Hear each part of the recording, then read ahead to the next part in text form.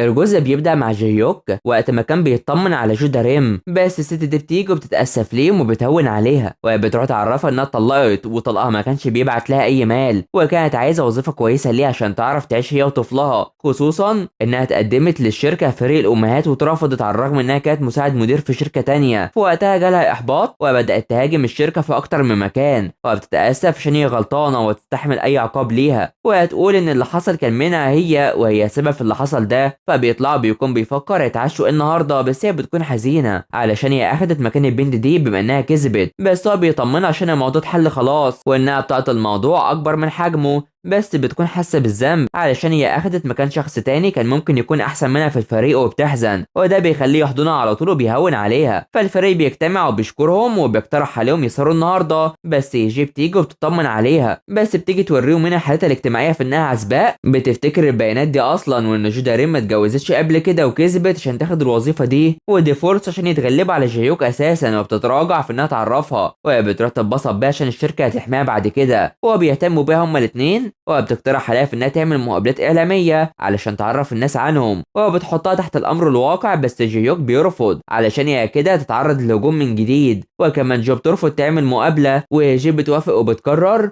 انهم يقولوا عنها خلاص على الصفحات، وبتضحك وبتروح تكلم يونغ في ان جيوك عارف ان جو عزباء، وبيكونوا يخططوا ازاي يخلوه يسكت عشان محروقين منه. فالموظفين بيروحوا لجو عشان يبقى الموظفه المثاليه الشهر ده وفرحانين بها جدا، وبياخدوا راي جيوك اللي فرحان ان فريقهم بقى كويس كده، وبيلقحوا بالكلام على جيوك في انه يعزمهم على لحم البقر الكوري، وبيضغطوا علشان يروحوا ياكلوا وبيعمل ده على طول، بس هي بتكون متاثره جدا وخايفه من حاجه، فبيمشي عشان يروحوا ياكلوا بقى، بس هي بتكون مش هتيجي عشان تعبانه، وبيستغربوا جدا عشان ده معمول علشانها اصلا. فاما هيونغ بتختار ملابس، بس هي بتسال البنت ده عن زي مناسب لعرض مواهب لحضانه اطفال، وده علشان خاطر جون طبعا، وبتيجي تتكلم وما بتسمعها في انها تروح لحفله، وبتحاول تجذب عليها عشان هي هتروح عرض مواهب ويغنوا مع بعض، واللي بيكونوا اصحابها بتروح تقول وبترفض انها تروح معاها، وبتخليها تثق في نفسها حتى لو كان اصغر منها، وبتخليها مش هتروح معاها بقى. فهنا جون بيكون مستني ابوه وقت كبير، بس بيكون حزين اساسا عشان كل امهاتهم بيوصلوا، وكان حابب ده وبيعرفوا ان اكيد صحابها يغيروا منه في الاخر في عرض المواهب. فسون بتكلم زمايلها عن جودا ريم اللي شايف انهم ما يقدروش يستغنوا عنها في الشركه، بس بتعرفها ان خليتها عايزاها تروح لها في الريف، وشايفه في ان ابوها اكيد لو شافها هيكون فخور بها جدا علشان هي ورثت منه كتير اساسا، وبتقوم تحضر العشاء وبتخلي جودا ريم حزينه، وبتتاسف لابوها عشان كذبت في الوظيفه. فجيهيوك بيروح يشوف الملفات الخاصه بتاعين فريق الامهات، وشايف ان هجي هي اللي رفضت الناس اساسا. فجو بتروح الشركه تاني يوم بتلاقي مكان عملهم، وبتفتكر كل اللحظات اللي كانت فيها مع فريقها، وبتكون حزينه جدا عشان هي قررت انها تسيبهم بقى، وبتفضل حزينه كتير على ده، وبتقرر تسيب العمل وبتفضل تفكر في ده وبتكتب استقالتها. فهيجي بتبين لابوها في انها وثقت في جيوك في المنتج الجديد ده، وده علشان الكل شايف انهم بيشتغلوا بشكل كويس، بس بيروح يطلب منهم في ان لو نجح في ده يعين كل فريق الامهات بدوام كامل،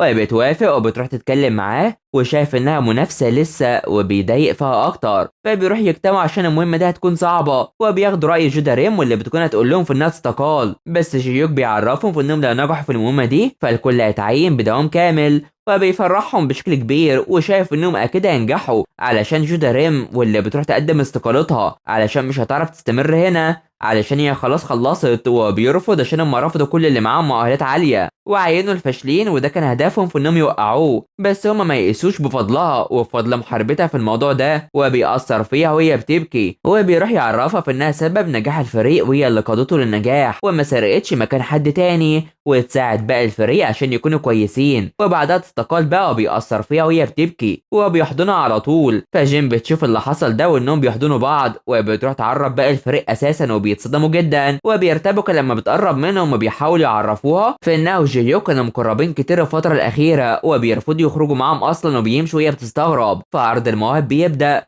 وجو مش بيلاقي ابوه موجود، بس هيونغ موجوده، والحاف ان ابوه سينيو بيكون بيصور الطفل اللي بيبكي ده، وبيكون متاخر، بس هنا ابوه بيكون مش موجود معاه وبيتصدم، وهيونغ بتروح عشان تقدم ده معاه وبتعزف وهو بيغني، وبالفعل بيعمل ده، وسونيو بيجي وبيشوف اللي بيحصل ده وانه فرحان بشكل كبير هو مع هيونغ، والكل بيفرح بالغناء بتاعه ده وبيخلص وبيبسطوا بيه، فبيروحوا بيلوموا علشان هو اتأخر وبيتبسط عشان هيلغى انقاذته في العرض وانهم بقوا اصحاب مقربين وبيفرحوا وبيخلص وبيروح ينيمه وهي متابعه ده فبيروحوا يشربوا سوا فرحانه بالبيت وبيشكروا على عملته بس مش عايزه تعمل ده عشان هما مش هيتقابلوا من تاني بس بتعرفوا انها حابه ده معجبه بيه هو وجون بس بيقولوا ان مش معجب بيها كست خالص فبلاش تخلي الموضوع صعب على ابنه جون فجايوك بيروح وبيخبط في يونغ وبيكون مش طايقه وبيفكروا باللي كان بيعمله وانه كان بيسرق منه الصفقات على طول وبيواجهوا في انه محروق منه جدا وجيوك بيحرجه وبيكون شايف نفسه عليه وبيمشي على طول ويونغ بيكون مش طايقه وبيروح لجي فبيروحوا بيفكروا ازاي يتخلصوا من جيوك وانهم مش هيفضلوا كده كتير فجو دارين بتكون مع الفريق واللي بيكون غريب معاها جدا اصلا وبيتكلموا عليها وعشان كده بتروح تقول ان عندها حاجه لازم يعرفوها وبتحكي كل حاجه وبتتاسف ليهم بس هما بيفهموا ده على طول وشايفين في انها كانت مجبره اساسا وبيبكوا كلهم سوا وبيعونوا عليهم وانها هتستقال بعد المشروع وتخليهم موظفات دايمين فلازم ينجحوا في ده وبيحضنوا بعض على طول فبيروح عشان يتكلموا مع جيوك وبياخدوه بالعافيه وبيمشوا يتعشوا كلهم سوا فبيقولوا كل حاجه ويجون حزين منه